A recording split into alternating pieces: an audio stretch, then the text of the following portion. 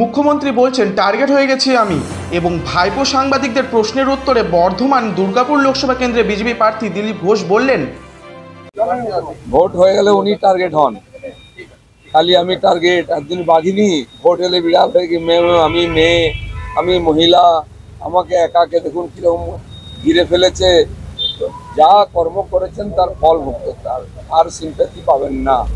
পুরো বাংলার সমাজকে দুর্নীতিতে ছেড়ে দিয়েছেন, নেতাদেরকে চোর বানিয়েছেন, চোরেদেরকে নেতা বানিয়েছেন।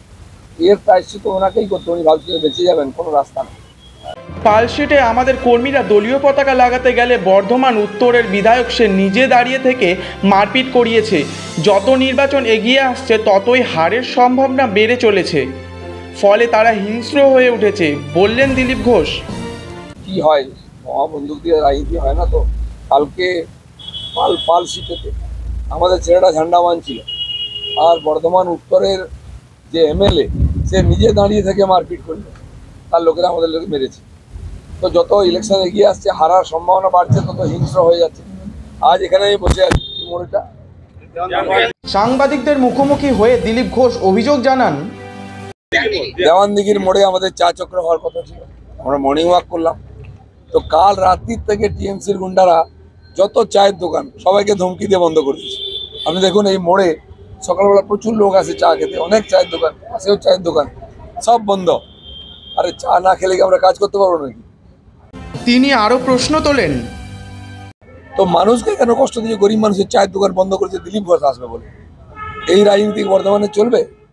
তো সেই জন্য যা করে এসছে ওরা তার ফল ভোগ করবে এই ইলেকশন থেকে। শত্রুঘ্ন সিনহা কীর্তি আজাদকে ফরেনার বলেও কটাক্ষ করলেন দিলীপ ঘোষ।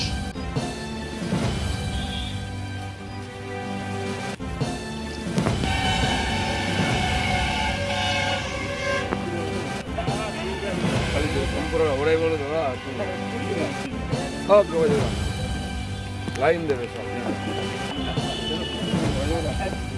ওই করে খেতে হবে।